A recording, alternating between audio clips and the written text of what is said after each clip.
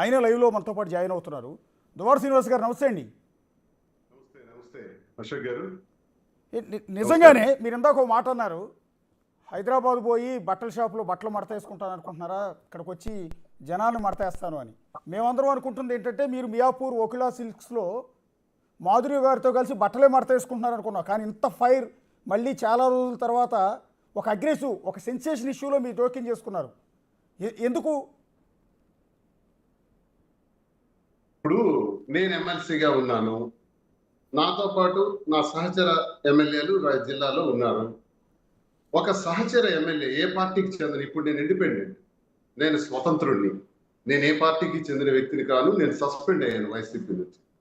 Suspend అయిన వ్యక్తిగా, ఒక ఎమ్మెల్సీగా, ఈ జిల్లాకు, శ్రీకాకుళం జిల్లాకు చెందిన వ్యక్తిగా ఒక సంఘటన ఒక వారం రోజుల నుంచి నేను జిల్లాలో చూస్తున్నాను. అదేంటంటే సౌమ్య అనే ఒక నా సోదరి మండలి లాంటి వ్యక్తి, ఆమె ఒక ప్రిన్సిపల్ కేజీబీబీలో, ఆమెకు ఒక ట్రాన్స్ఫర్ అయింది. ట్రాన్స్ఫర్ అవడానికి కారణం ఏంటంటే వివిధ రకాలైనటువంటి అభియోగాలు ఆమె పైన కంప్లైంట్ వెళ్ళినాయి. ఎమ్మెల్యే, స్థానిక ఎమ్మెల్యే కూన రవి గారు. కూన రవి గారికి యాజ్ ఎన్ ఎమ్మెల్యే అతనుకున్న ప్రివిలేజెస్ ప్రకారం అధికారులను రప్పించవచ్చు, మాట్లాడచ్చు, ఫైల్స్ అన్ని కూడా వెరిఫై చేయొచ్చు. అలాగే అవన్నీ చేశారు. చేసి అతను కలెక్టర్ గారికి తెలియజేశారు. కలెక్టర్ గారు, ఈమె పైన ఇలాంటి ఆరోపణలు వస్తున్నాయి, మీరు పరిశీలించండి అన్నారు. అంతే, అక్కడతో కూన రవికుమార్ చాప్టర్ క్లోజ్, అక్కడతో ఎండ్ అయిపోయింది ఆ క్యారెక్టర్. మరి కలెక్టర్ గారు దీనిపైన ఎంక్వైరీ చేసి సౌమ్య గారిని ట్రాన్స్ఫర్ చేశారు. సౌమ్య గారినే కాదు, ముగ్గురిని ట్రాన్స్ఫర్ చేశారు. ముగ్గురిని ట్రాన్స్ఫర్ చేసిన నేపథ్యంలో ఈ రాష్ట్రంలో కూటమి ప్రభుత్వం వచ్చిన తర్వాత చాలా ట్రాన్స్ఫర్లు అయ్యాయి. అలాగే శ్రీకాకుళం జిల్లాలో కూడా కుల ప్రాతిపదికన, కులం పేరుతో కేవలం కళింగ కులానికి నాశనం చేయాలి, అణగదొక్కాలన్నటువంటి పేరుతో అచ్చెన్నాయుడు కక్ష కట్టుకుని మన్యం జిల్లాకి, అరకు జిల్లాకి, మమ్మల్ని నమ్ముకున్న వాళ్ళకి వ్యతిరేకంగా ఉన్నారన్నటువంటి అనుమానంతో మొత్తం ట్రాన్స్ఫర్స్ చేసేసినారు. చాలా దారుణంగా ట్రాన్స్ఫర్ చేశారు. కొంతమంది పోలీస్ డిపార్ట్మెంట్ కి చెందిన వాళ్ళైతే ఈ రోజుకి విఆర్లోనే పెట్టారు. ఎందుకంటే వాళ్ళు నేను ఎమ్మెల్సీగా అధికారంలో ఉండేటప్పుడు వాళ్ళందరూ నా దగ్గర పనిచేశారు. ఇలాంటి దాష్టికాలన్నీ మనం చూస్తున్నాం గత ఏడాదిగా. సరే, పక్కన పెడదాం. మరి ఇప్పుడు సౌమ్య గారి విషయంలో ఏంటండి ఇంత రచ్చ ఏంటి? ఎమ్మెల్యే పైనే, సాక్షాత్ సహచర ఎమ్మెల్యే పైనే ఆవిడ కొన్ని ఆరోపణలు చేశారు. నాకు ఆయన ఫోన్లు చేశారు, టార్చర్ చేశారు, 11 గంటలకు రమ్మన్నారు, శారీరకంగా హింసించారు, మానసికంగా హింసించారని చాలా ప్రమాదకరమైనటువంటి మాటలు, అభ్యంతరకరమైనటువంటి మాటలు ఆవిడ ఆరోపించారు. ఆరోపించినప్పుడు ఒక మహిళగా, ఒక దళిత మహిళగా, ఒక ఉద్యోగినిగా, ఆమె ప్రిన్సిపల్ గా ఆమెకు నిజంగా అన్యాయం జరిగితే నేను ఆమె పక్షానే పోరాడతా, ఆమె కోసమే ఉంటా, ఆమె కోసం ఎంతటి వారినైనా ఎదిరిస్తా. అయితే నేను సౌమ్య గారిని అడిగింది ఏంటంటే, మీ దగ్గర ఏమైనా సాక్ష్యాలు ఉన్నాయా? రవికుమార్ మిమ్మల్ని అసభ్యంగా మాట్లాడినట్టు కానీ, ఆడియోలు కానీ, వీడియోలు కానీ ఇంకేమైనా ఉంటే ఇవ్వమా, ఫైట్ చేస్తామని 4-5 రోజులుగా నేను ప్రయత్నిస్తున్నాను. అది జరగట్లా. అది జరగకుండా కేవలం ఒక ఎమ్మెల్యే మీద ఆరోపిస్తుంటే ఇది ఎమ్మెల్యేకి లేదా సౌమ్య గారికి జరుగుతున్న గొడవ, లేదా ఎమ్మెల్యే పైన ఇలా చెయ్యు, ఇలా రచ్చ చెయ్యు, ఇలా అతన్ని రోడ్డుకి ఇడ్చని ఎవరైనా చెప్పారా? ఈ పరిశీలన జరిపాం. ఈ కోణంలో పరిశీలిస్తే నిగ్గు తేలిన విషయాలు ఏంటంటే, సాక్షాత్ అచ్చెన్నాయుడే సౌమ్య గారికి చెప్పి మీరు రచ్చ చేయండి అని చెప్పాడు. రచ్చ చేయండి అన్నప్పుడు ఆవిడ రోడ్డెక్కి ఈ మధ్య జరుగుతున్నవన్నీ మనం చూస్తూనే ఉన్నాం. తద్వారా ఒక ఎమ్మెల్యేని అబాస్పాల్ చేయడానికి కారణం ఏంటంటే, అదే ఎమ్మెల్యే కూన రవి రేపు ఏమైనా మంత్రివర్గం రీషఫ్లింగ్ అయితే ఆ రీషఫ్లింగ్ లో మా జిల్లా నుంచి, కళింగ కమ్యూనిటీ నుంచి ప్రాధాన్యత వహించే వ్యక్తిగా ఉన్నాడు. కాబట్టి రవికి ఆ పదవి రాకూడదు, తొక్కేయాలి. అది ఒక నాటకీయంగా జరుగుతున్న పరిణామం. ఇది ఒక అధికారికి జరుగుతున్నటువంటి ట్రాన్స్ఫర్ మీద జరుగుతున్న రెచ్చ కాదు. రాజకీయ క్రీనీడలో కులాన్ని అణగదొక్కాలి, కులాధిపత్యాలు ప్రదర్శిస్తున్నారు విచిత్రంగా శ్రీకాకుళం జిల్లాలో. మొట్టమొదటిసారిగా చాలా కాలం తర్వాత నేను చూస్తున్నాను. ఇంతవరకు అంతర్లీనంగా ఉండేది, అంతర్గతంగా ఉండేది. కానీ ఈ రోజు బయటపడి రోడ్డెక్కి జరుగుతున్నప్పుడు నాలాంటి వాడిని మాట్లాడాలి, మాట్లాడతాను.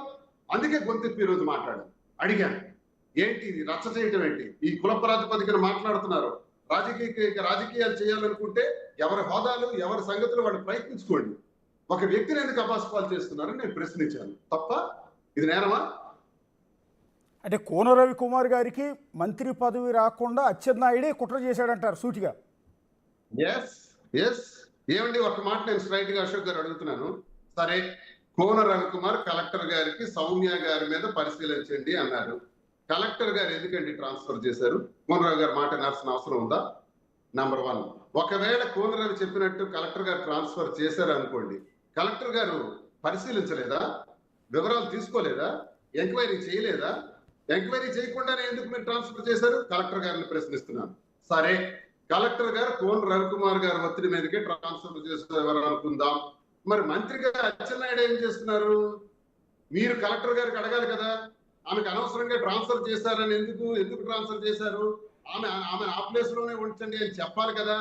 అలా చెప్పాల్సింది పోయి రెచ్చగొట్టే విధానంగా నువ్వు రవి మీద తిరగబడుని, వాళ్ళ సొంత పార్టీలో ఏం జరిగితే నాకే పోయింది. ఇప్పుడు అచ్చెన్నాయుడు కోనరావు మీద టార్గెట్ పెట్టి ఇష్టానుసారంగా మాట్లాడి అతను నవాస్ పాలు చేస్తే నాకు వచ్చిన నష్టమే లేదు. అది వాళ్ళ పార్టీ వ్యక్తిగత వ్యవహారం, నాకు అనవసరం. కానీ కులం మీదకి దాడి చేస్తున్నారు. ఇది పోను ఎలా వస్తుందంటే, ఈ జిల్లాలో చాలా నిర్లక్ష్యానికి గురైన కులాలు ఉన్నాయి. కాళింగులు, కాపులు. కాపులకి తీవ్రమైన అన్యాయం జరుగుతుంది, కాళింగులకి తీవ్రమైన అన్యాయం జరుగుతుంది. ఈ జిల్లా గుడ్డుపోయినట్టు, ఈ జిల్లాలో మనుషులే లేనట్టు, ఈ జిల్లాలో మా శ్రీకాకుళం జిల్లాలో ఉండే మనుషులకి మనుషులకి మనసులే లేనట్టు 2 పదవులు ఒక ఇంటికి ఇస్తారండి. కేంద్ర మంత్రి పదవి రామ్మోహన్ నాయుడు, రాష్ట్ర అగ్రికల్చర్ మినిస్టర్ అచ్చెన్నాయుడు. ఏమి తండ్రి కొడుకులు ఇద్దరే దొరికారా మా జిల్లాకి? మరెవరు లేరా? ఏం కాపు కులం నుంచి ఇవ్వకూడదా?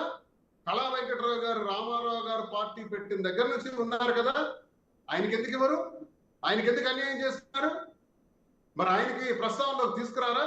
మరి అలాగే కోనరావుకి ఒకవేళ వచ్చే అవకాశం ఉంటే కోనరావు కిందకి అవాస్తవాలు చేస్తున్నారు అంటే, ఈ మంత్రి పదవి వాళ్ళ ఇంటి నుంచి గడప దాటకూడదు, రీషఫ్లింగ్ లో వీళ్ళకి రాకూడదు అన్నది ఇక్కడ జరుగుతున్నటువంటి రాజకీయ క్రీడ. అందులో భాగంగానే ఈ రోజు నేను బ్లాస్ట్ చేశాను, పేర్లు పెట్టి మరి బ్లాస్ట్ చేస్తున్నాను. నేను చెప్పేదానిలో అచ్చెన్నాయుడు చేస్తున్నటువంటి నిర్వాహకంలో వైసీపీకి చెందిన కృష్ణదాస్, ధర్మాన ప్రసాద్ కుల గజ్జితో చేతులు కలిపి ఇప్పుడు కృష్ణదాస్ పరామర్శించడానికి నేను వెళ్ళాడు. పరామర్శించడానికి వెళ్ళేటప్పుడు వైసీపీ లీడర్స్ కూడా రప్పించుకుంటా వెళ్ళి సౌమ్య గారికి పరామర్శించాడు. మిస్టర్ కృష్ణదాస్, నువ్వు పరామర్శించాలనుకునేటప్పుడు ఈ ఏడాది కాలంలో చాలా మంది ఎస్సీలకు, చాలా మంది ఎస్టీలకు, చాలా మంది అణగారిన వర్గాలకి ట్రాన్స్ఫర్ చేశారే అచ్చెన్నాయుడు. మరి చాలా జరిగినాయి కదా, ఇంతెందుకు మీరే డిప్యూటీ చీఫ్ మినిస్టర్ గా ఉండేటప్పుడు చాలా మందికి ట్రాన్స్ఫర్ చేశారు కదా. మరి అప్పుడు లేని సమస్య ఇప్పుడు వచ్చిందా?